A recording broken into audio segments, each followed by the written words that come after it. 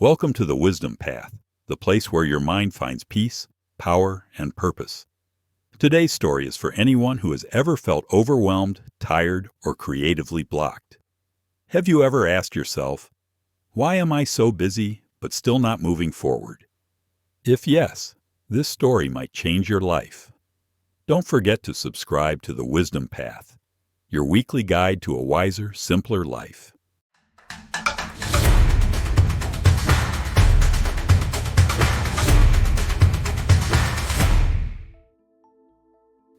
Part 1. Why managing your mind is more powerful than managing your time lessons. Time is fixed, but your mind is not. Let me tell you a story. There once was a man who tried to grow flowers by shouting at them to bloom faster. He gave them water, light, and strict instructions, but they didn't bloom any faster. Why? Because nature doesn't follow pressure. It follows rhythm. Your mind is like that garden.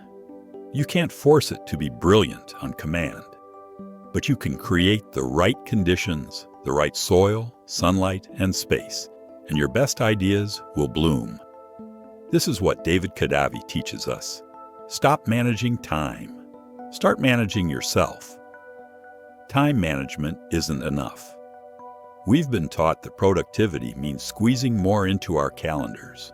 Color-coded schedules, apps, alarms. And still, we feel empty. Why? Because it's not about how much you do. It's about how you feel while doing it. Think of it this way. You wouldn't run a marathon right after waking up with a fever, would you?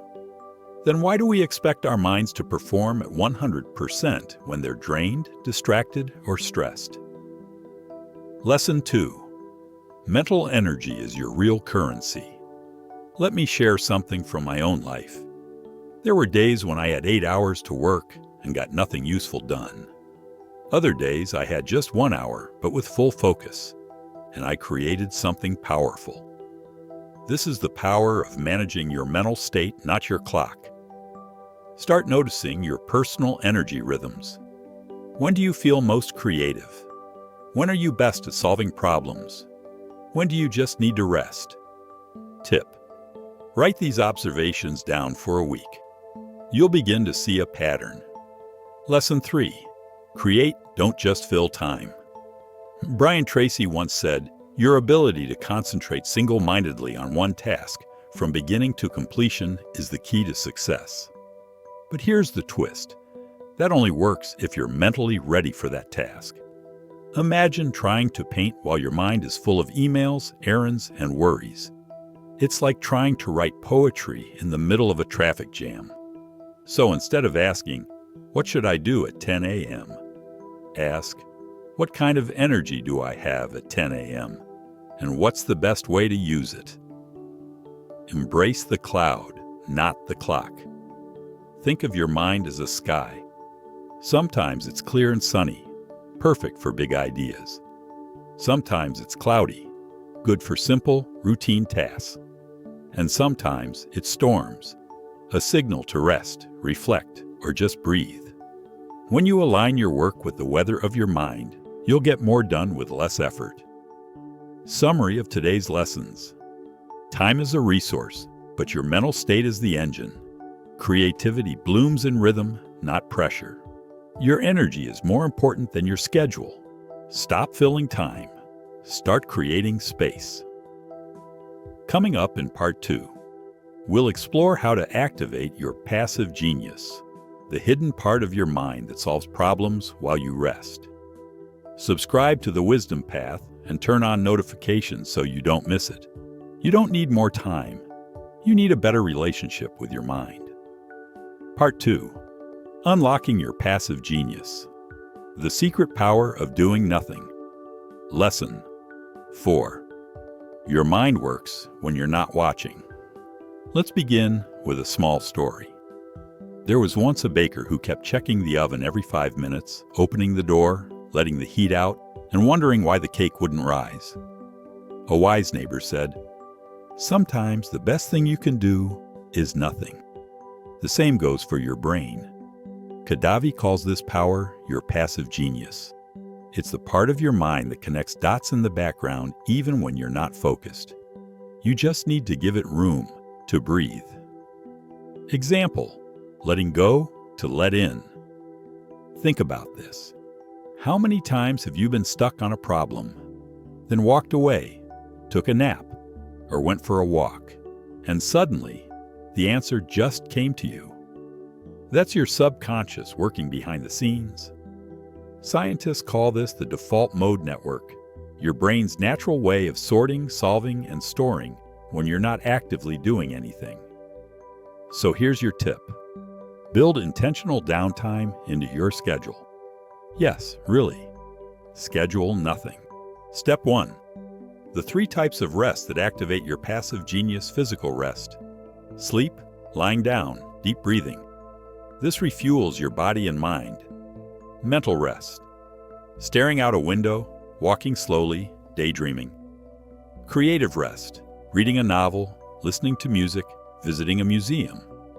These moments aren't lazy. They're productive, just in a different language. Kadavi reminds us, creativity is not a switch. It's a wave. Catch it, don't chase it. Metaphor, the deep lake. Imagine your thoughts as stones dropped into a deep lake. If you keep stirring the water, you can't see clearly. But when you let the surface settle, clarity returns. That's your mind on passive mode. Still, deep, brilliant. Step 2. Let technology work for you, not against you. We live in a world of beeps, buzzes, and blinking screens. Notifications pull us out of flow faster than we realize. Every time you get interrupted, it takes 23 minutes on average to return to full focus. That's not a small cost. That's a productivity leak. So here's what to do. Turn off unnecessary notifications. Use Do Not Disturb mode during focus hours. Put your phone in another room during creative time. Think of your mind like a candle. To stay lit, it needs shelter from the wind. Step 3. Use creative triggers to invite ideas. Instead of forcing inspiration, invite it. Here are some creative triggers that Kadavi and many creators use. Carry a small notebook. Jot down thoughts when they come. Take long walks without your phone. Keep a question in your mind before sleep. Your subconscious will work on it overnight. Listen to instrumental music or ambient sounds. No lyrics, just space. Albert Einstein once said his best ideas came while playing the violin. Tony Robbins says, "Motion creates emotion." So get moving. Let your mind dance. A real-life example. The empty calendar day.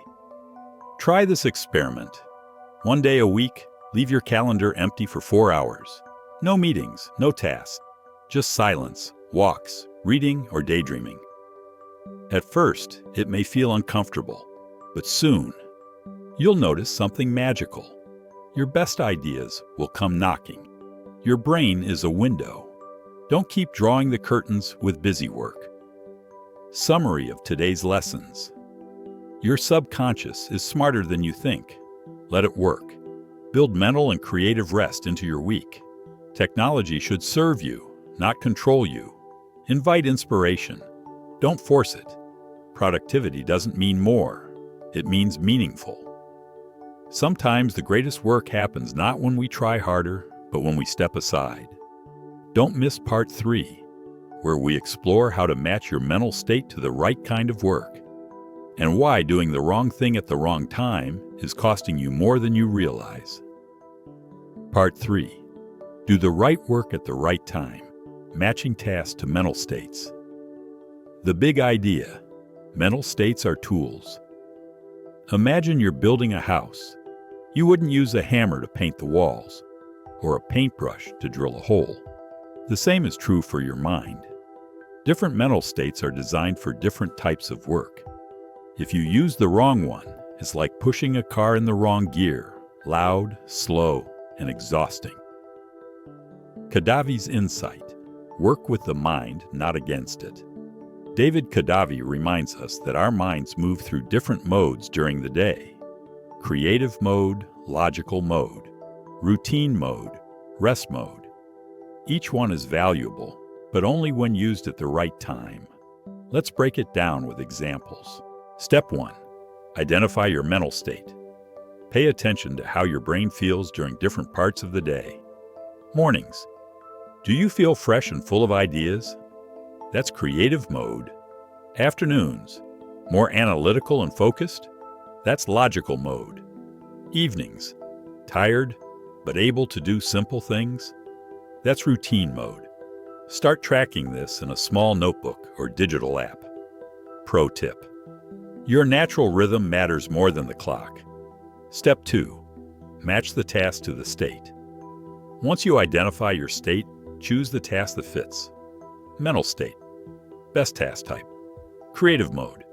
Writing, designing, planning ideas. Logical mode. Solving problems, editing, organizing. Routine mode email, data entry, cleaning, rest mode. Meditation, walking, deep breathing. Example. Trying to write a poem during routine mode is like playing guitar with gloves on. It won't sound right, and it won't feel right either. Step 3. Build a flexible flow, not a rigid routine. Here's a simple truth. You are not a robot. You're not supposed to perform the same way every day. Instead of a fixed routine, build a flow that changes with your energy. Think of your day like a river. Let your tasks float downstream, not upstream. Example. The 3-block day. Kadave suggests breaking your day into 3 flexible blocks. Focus block. Do your most important creative work. Process block.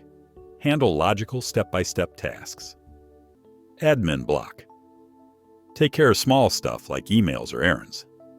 But here's the key. Move these blocks around based on your energy. If you wake up tired, start with admin.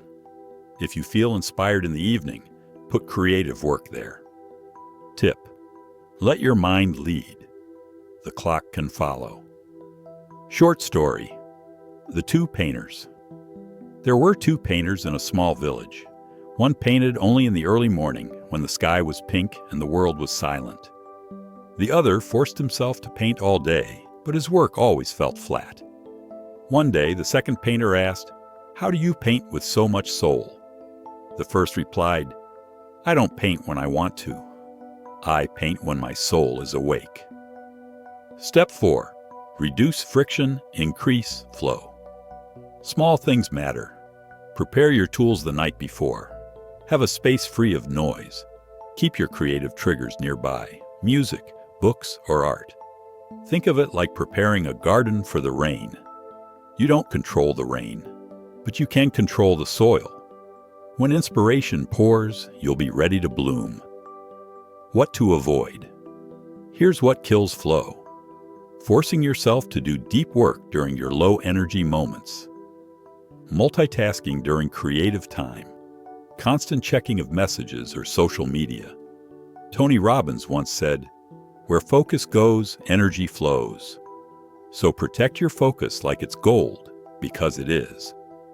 Final summary, 5 truths to remember. Your mental energy is your most valuable resource. Creativity needs rhythm, not a stopwatch.